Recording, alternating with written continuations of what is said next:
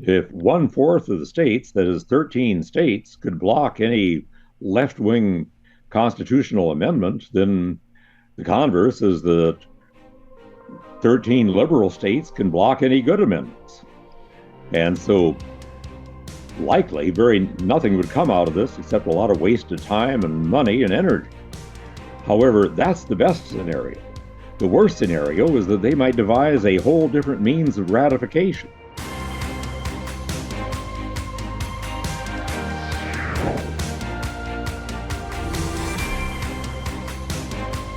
This is Christian Gomez with the New American Magazine, and I'm joined today with John A. Eidsmoe, the author of the book Christianity and the Constitution, among with many other titles.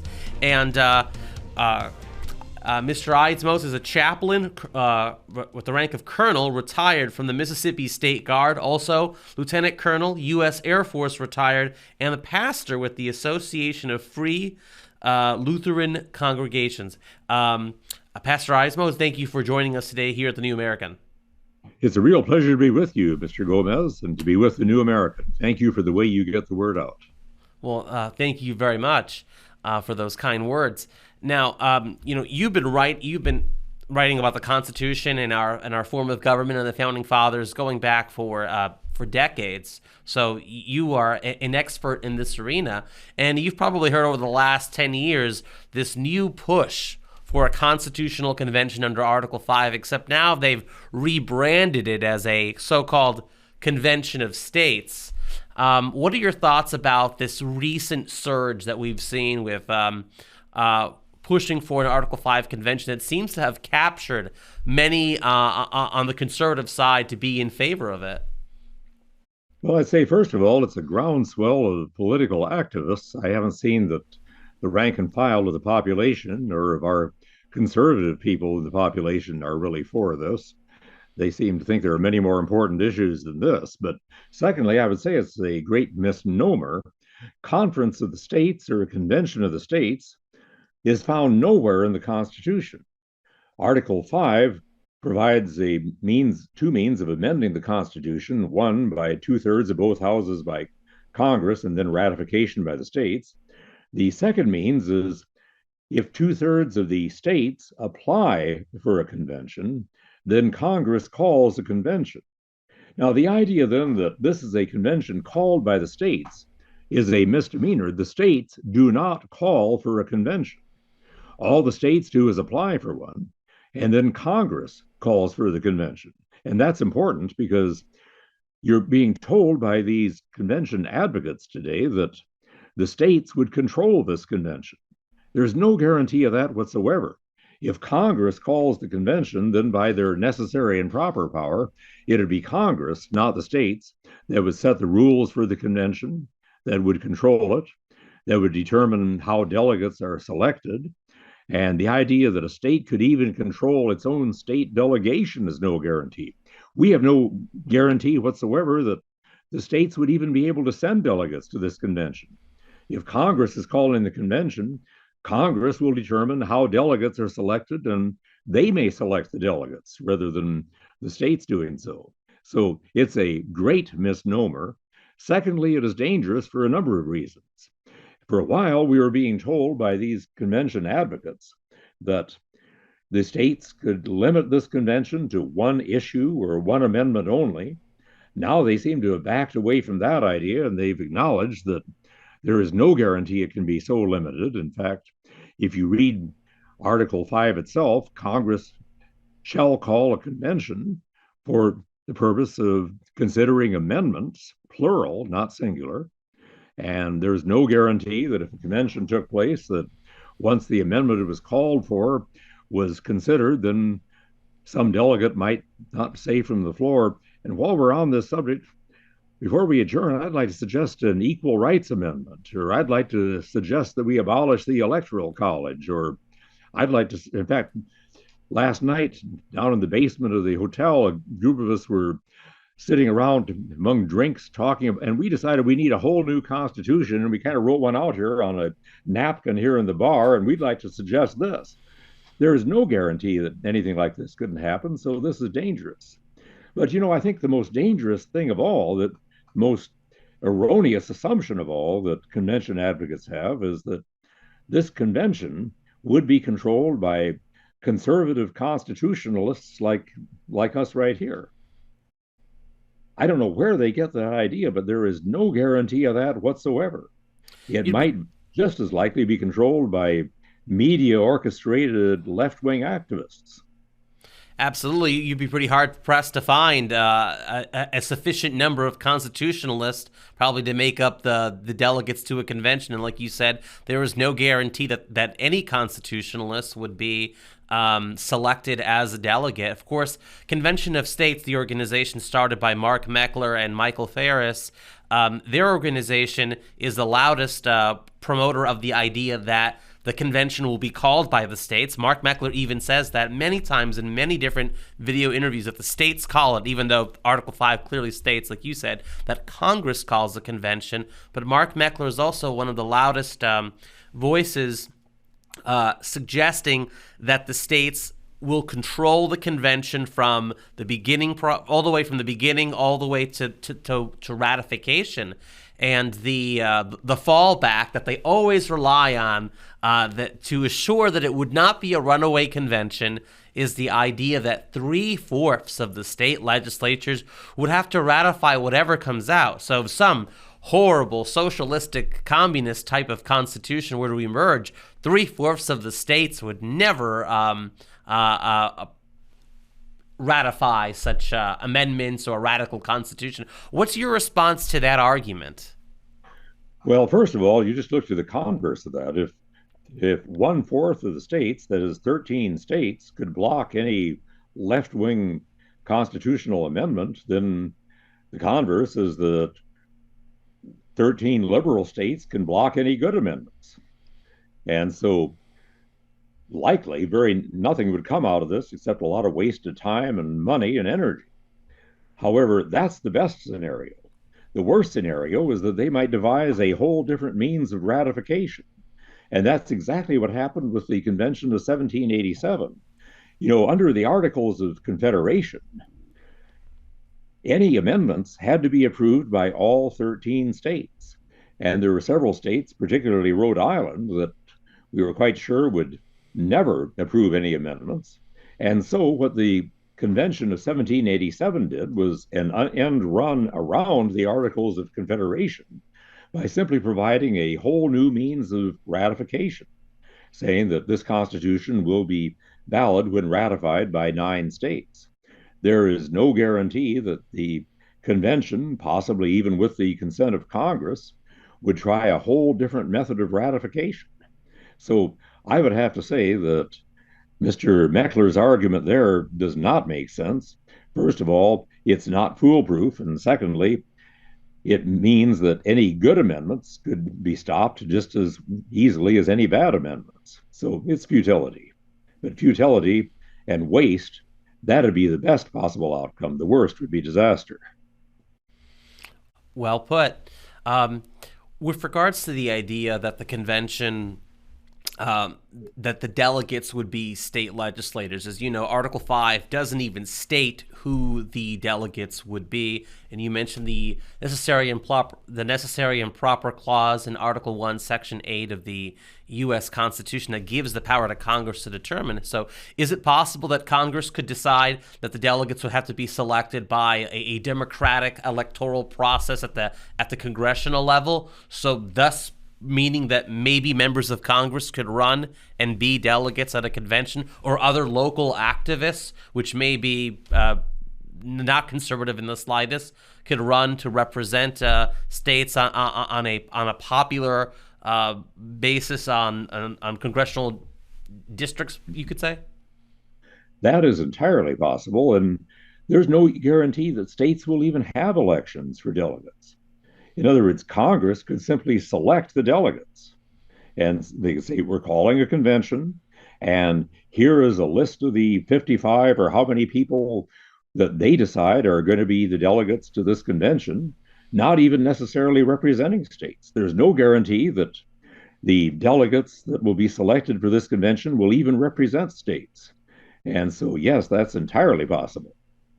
What of the argument that at the convention itself, the voting for whatever is proposed, whatever language, in terms of as they're crafting amendments or even a whole new constitution, that every state gets one vote. Article 5 doesn't state specifically one state, one vote. Would that likely be true at a convention? I can only say that it possibly could happen. As we say, if Congress calls a convention, Congress can set the rules for the convention. And yes, they could set the rule that each state will have only one vote, regardless of size.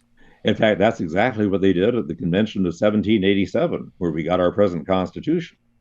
Now, Congress itself, when Congress called that 1787 convention, they didn't specify how voting would be conducted at the convention. And the delegates themselves at the convention decided that each state would cast one vote, and it would be cast as the majority of the delegates from that state present and voting decided to cast it. And so, yes, there's precedent for that even. Do you think it's also possible that there could be voting based off state population at the convention? So the delegation of a state like, say, California or Texas gets more votes than the delegation than the state of Rhode Island or Wyoming. That is equally possible. And again, that's up to Congress.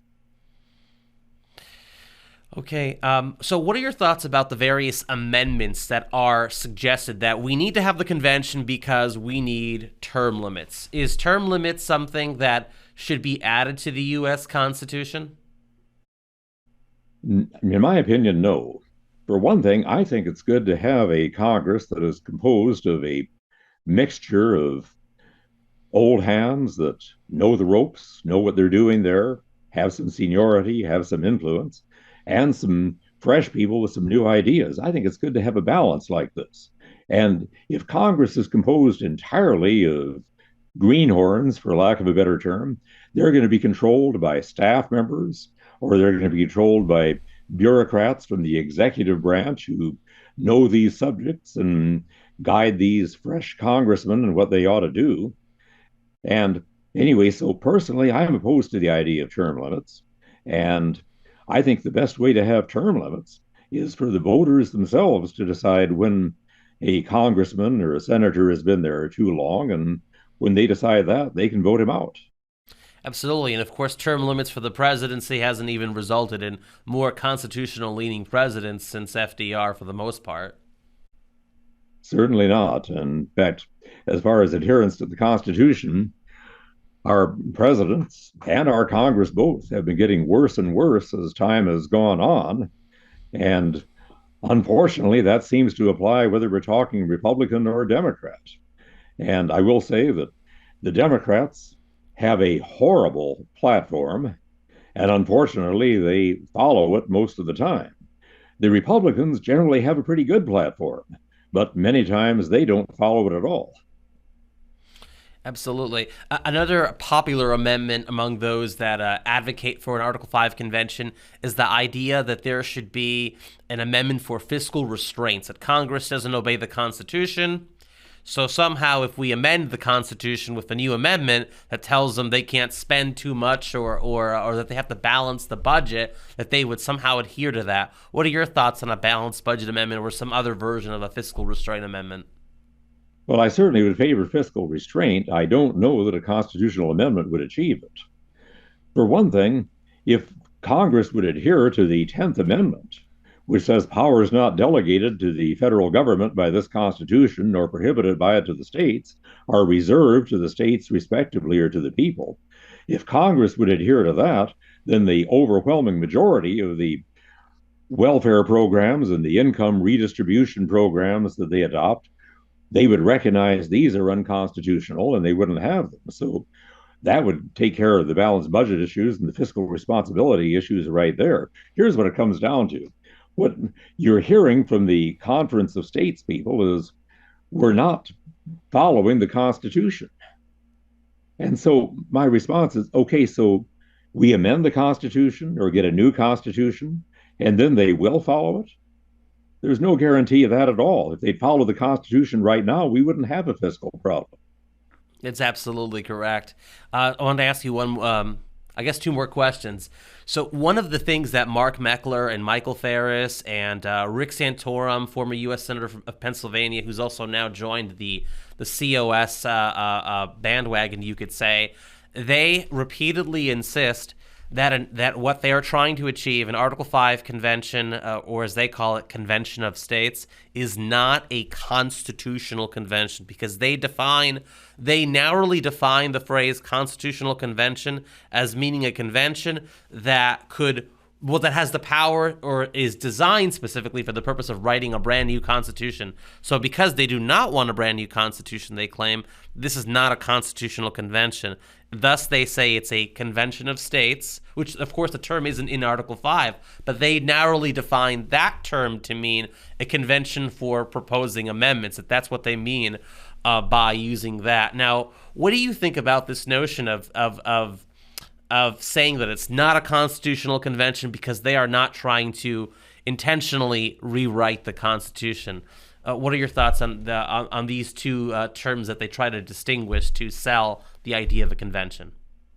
Again, if you just simply read Article 5 itself, instead of looking to the Conference of States website and all the misnomers that they have there, you'll see that's not the case. Article 5 says Congress shall call a convention, and doesn't say shall call a conference of the states, shall call a convention for the purpose of considering amendments. In other words, it's a convention, whether it's for the purpose of considering amendments or something else, but to try to say that it's not a convention if it isn't for a new constitution, Article 5 says expressly the exact opposite of that. So again, it's pure nonsense. Now, one of the things they're occasionally saying also, although I haven't heard this for several years now, is that Congress would have the option that if 2/3 of the states apply for this convention, then Congress could, instead of calling the convention, they could simply pass the amendment and then it wouldn't be needed.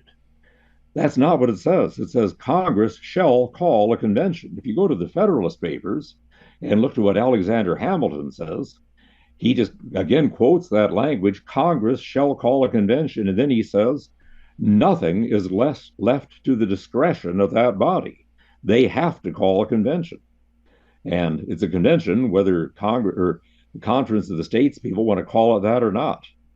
Yes, if anything, it's not a convention of states, it's a federal, congressionally called constitutional convention. And even the term constitutional, the one word, simply means relating to a constitution. So to call it a constitutional convention simply means a convention about the Constitution, which is exactly what we're talking about. So when Farris and Meckler and anyone else says it's not a constitutional convention, they seem to be ignoring the definition of the words themselves.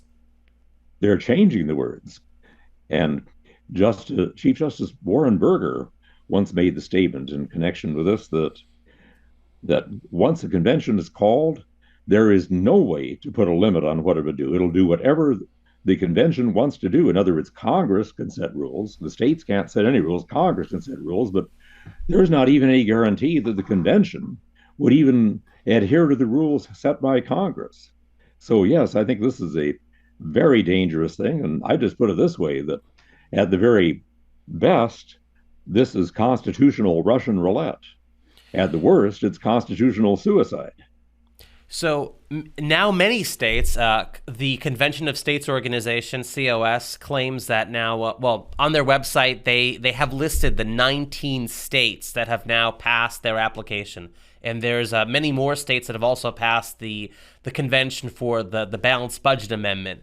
So with all of these many applications that have already passed, already been transmitted to Congress and are just waiting for enough applications for Congress to call the convention, what should people, those watching who live in states that have already, their state legislature has already applied for that convention, what should they do to try to reverse that process, if at all? Let me point one thing out before I answer that question, and that's that, how do you count the 34 states that are necessary for a convention? If you have, let's say, 20 states that have called for a convention for a balanced budget amendment, and let's say 10 states that have called for one for a term limits amendment, and let's say on the other side you have an additional 8 states that have called for a convention for an equal rights amendment, maybe 3 more for an abortion amendment. Do we count all those together to get to 2/3, or do we just count the ones that have called for a specific purpose? Do we count those that might have called for a convention, say, 30, 50 years ago? Do they count in the total? Again, we don't know, and we don't even know who would make that decision.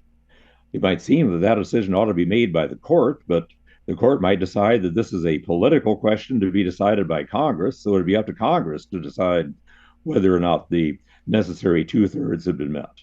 But if you live in a state that has called for a convention, my suggestion would be that you immediately get to work in your state to get your legislature to rescind that call. Now, there is a question as to whether or not, when a state has called for a convention, whether it can rescind that call. I believe they can.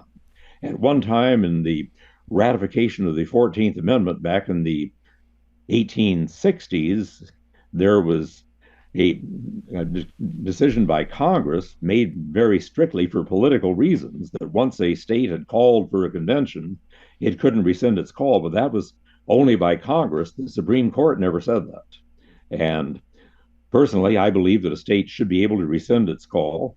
And if, in fact, I would argue this, if you're going to say that if a state that has called for a convention can't rescind the call, then I would say, by the same token, then a state that has defeated a call for a convention shouldn't be able to reconsider it and call for a convention later after having once defeated it. I mean, it seems to me that'd have to be fair either way. And various states rescinded their ratification even for the Equal Rights Amendment, and the left has accepted that defeat. Well, there are some, I guess, now that are trying to maybe argue that that wasn't the case. But for the most part, most people agree that even when a ratification has passed, as long as the amendment itself hasn't been added to the Constitution, that there's still a time there to rescind a constitutional to rescind the ratification of an amendment before it's been fully ratified by a sufficient number of states. I agree with you completely.